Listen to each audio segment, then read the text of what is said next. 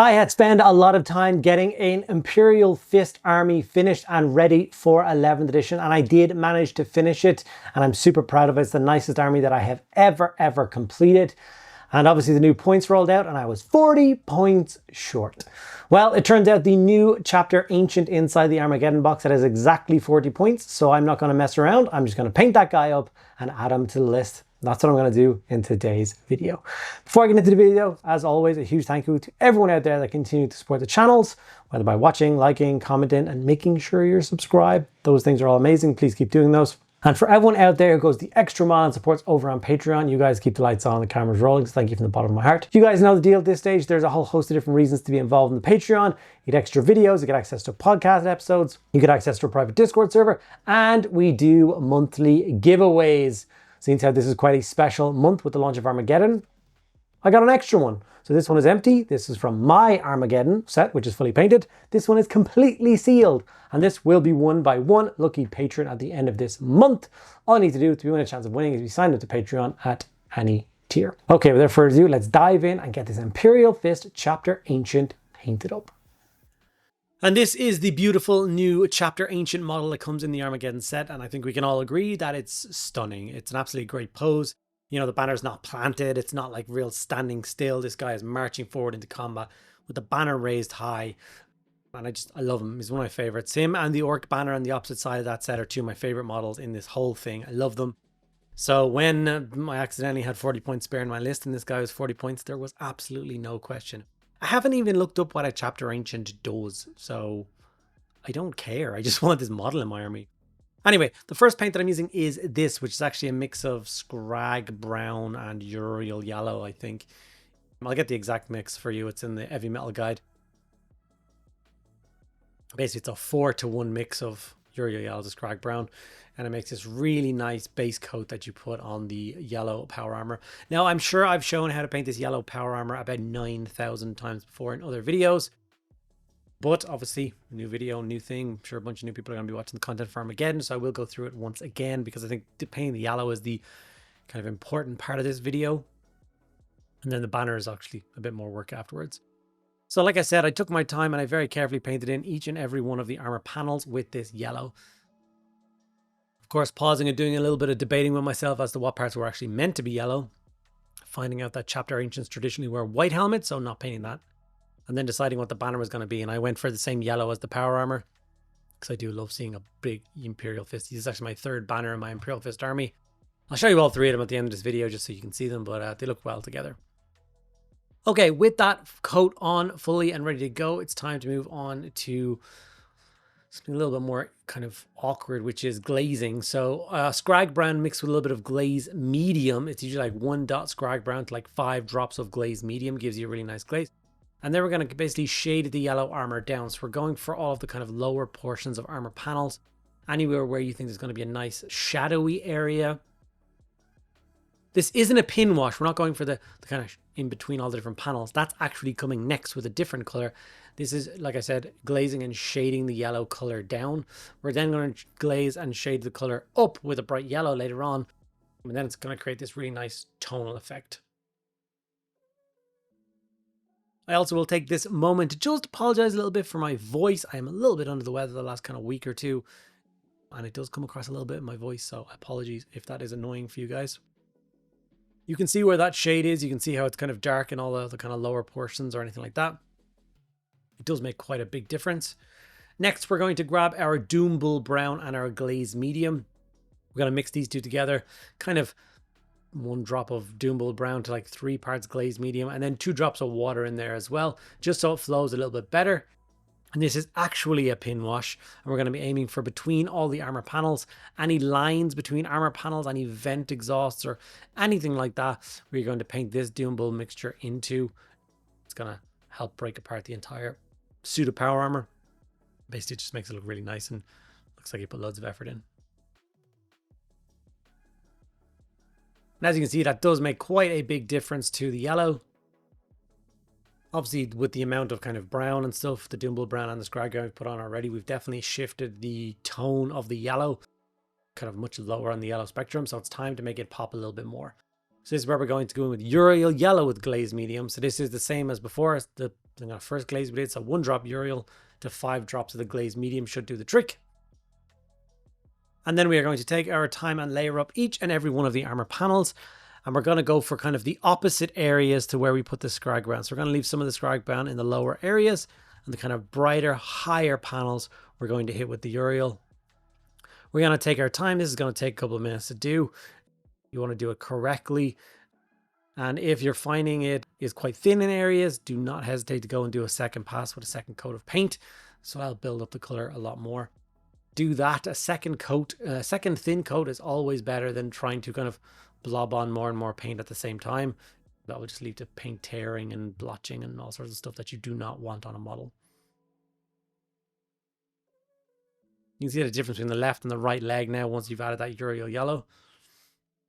Now obviously the entire model has got that Uriel Yellow on, and it's starting to look very Imperial Fisty, very nice. Now, time to sharpen up that armor. So the first thing I'm going to do is a Flash Kits Yellow Edge highlight, and this is going to go around 80% of the edges of the power armor. We are going to hit with the this edge highlight. Anywhere where there's a sharp turn, all the edges of the armor, all the different panels, basically go around with this color and hit those edges. This is something which seems a lot scarier than it is. If you try it, you'll like be painting the first panel, you'll think it's all kind of wonky and crooked and you'll panic. Just keep going. All of the lines are a little bit wonky, but when they're all done on the model together, you don't notice the little bit of wonkiness. So do not panic. From here, we jump up to the next edge highlight and we go a lot less with this. So this is only going for about kind of 30-25% of the edges.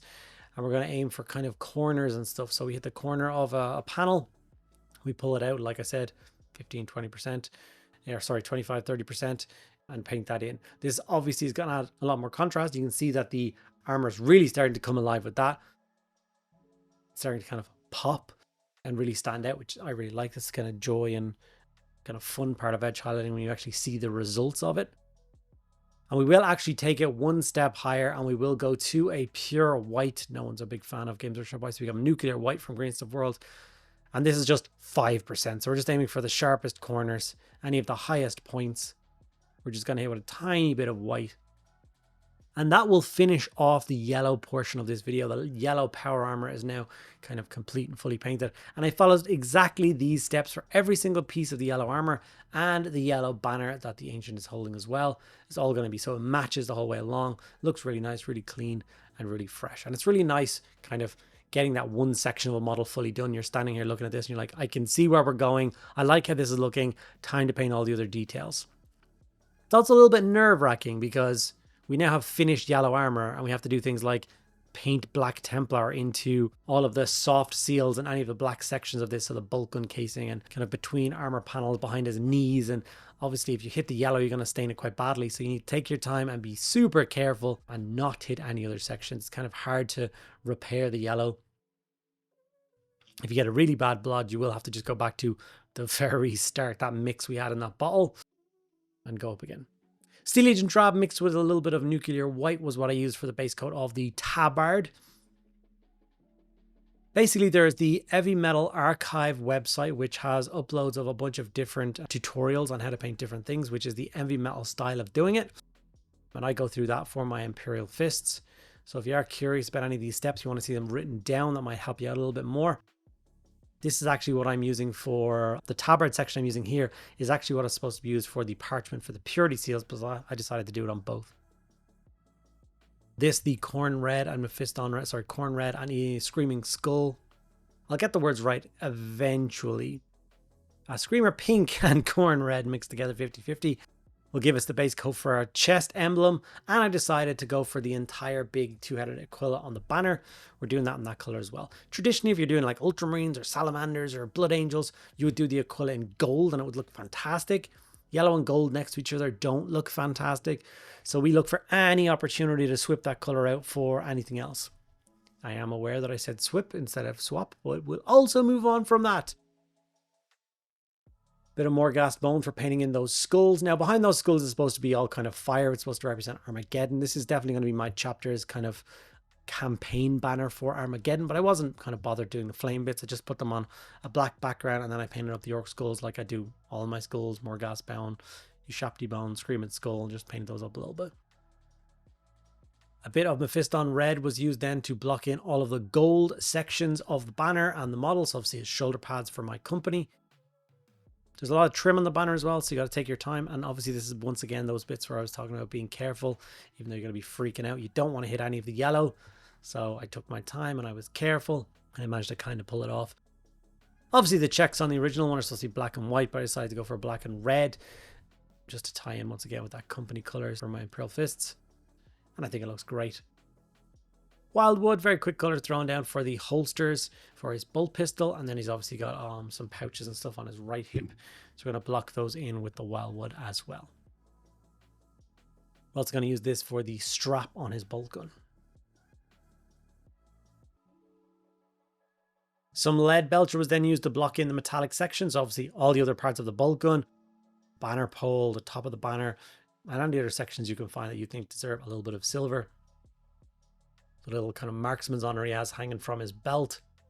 His one is in a little box for some reason, unless it's a different honor. I don't know what it is. It's a bolt round inside a box. So normally a bolt round hanging kind of off a marine represents a marksman's honor. So he's gotten high honors in being a marksman, basically like a sniper rank. So he carries that just to let, I don't know, badge of office kind of thing. I don't know what it is in a box though. I don't know if that's something different.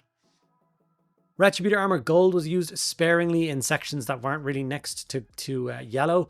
So the end of the tassels coming off of the banner. There's a little sword design coming down from one of the tassely bits. We did that in gold. The laurels on the top of the banner we did in gold as well. And some sections of the bolt gun. When those were all done, it was time to shade the model down with Nuln Oil. Obviously not the yellow, but the cloth, all the metallics, the red, the pinks. Even the bones got done with a thin coat of Nuln Oil. Basically everything except the yellow. We even did his white helmet in black as well. This is going to add a really nice definition to that helmet and give us a very clear indication of where we're going to be layering it later on. Now, going back to the previous color. So the banner, like I said, was already Screamer Pink and Corn Red. So after that Nuln Oil is fully dry, you do go in and you mix the same colors again. And you do a re-layering job, keeping it neat and tidy and letting the Nuln Oil stay in the recesses. And then you add more and more Screamer Skull into that mix. You add kind of a little bit of Screamer Skull first, and then you do kind of like a mid-tone layer job on those sections. And then you go for a pure Screaming Skull after that, as part of the mix, as the last highlight of those sections. And if you do that, you're going to get a really, really nice result bowl across the chest Aquila, which isn't really Aquila, it's laurels, but I didn't want to do them in green, so I left them as pink to match the rest of the army. And of course, the Aquila off of the banner. You can see the bone color coming in here as the last highlight. Also, we don't need to go a hell of a lot. We're not looking for crazy coverage. Just a little bit. Being sparing is better. Like I said, there's a few other details we did. We went up from Morghast Bone to Ushapti Bone to Screaming Skull for all of these skulls. Both the one on the top of the banner, the one's actually stitched onto the banner. With any other bone sections you can think of.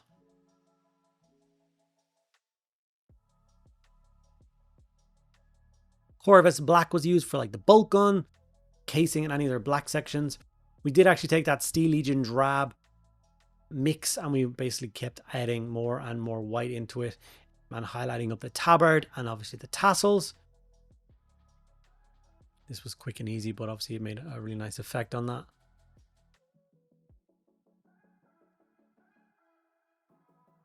It's really starting to come together now. This took 2 days to paint, which is obviously a lot longer than I was expecting. I thought this was only going to take a single day, but it definitely took more time than expected. The banner is very detailed. Now, to make all the red stand out and look awesome, we go from the Mephiston wash down that we've already got, and then we go through Evil Sun Scarlet as a layer, and then Wild Rider and Taillight Ogre as edge highlights. Obviously, there's quite a lot to do on this, so obviously the checker pattern on the banner, and then that trim that goes all the way around the banner, and then obviously the shoulder pads as well, which is something you need to be careful of, because like I said, they're right next to the yellow, so we don't be making any mistakes or slipping. And they're quite nice design shoulder pads, so make sure to do them a good job. The Wild Rider Red, like I said, is acting as an edge highlight, so we're just running around the edges. And like I said, if you do take your time with this, it will leave quite a nice effect. Like I said, I wasn't a fan of edge highlighting myself up until about last year when I started to practice it a little bit more and add it into certain schemes. And for certain schemes, it definitely does make a lot of difference. Definitely elevates the thing to the next level. Like the next Marine video I'm doing is I'm going back to doing another Dark Angel video because I don't think I've done a particularly good job on Dark Angel videos before, because I feel like the Dark Angel scheme really needs an edge highlight to make it work. So I'm excited to go back and kind of learn that and try that again and deliver a better kind of video to you guys. So hopefully you guys are looking forward to that as well. Ulthuan Grey was then used to highlight up the helmet, and then some pure white for edge highlighting that around the edges and the crest and stuff.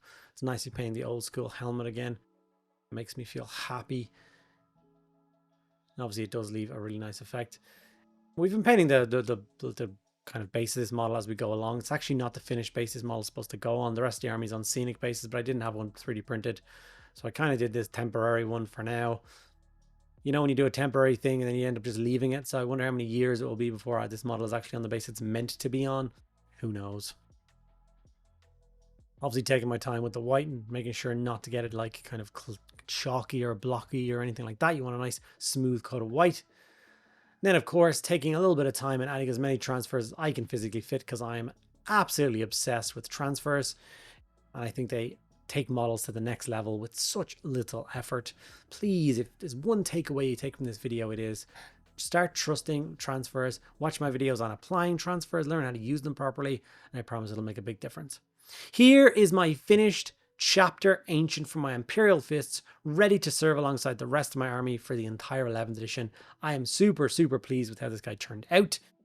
Hopefully you guys had fun watching along, and you're looking forward to the rest of the Armageddon content coming very soon. As promised, here's a look at all the banners together. Hopefully you enjoyed it, and I will see you guys in the next video.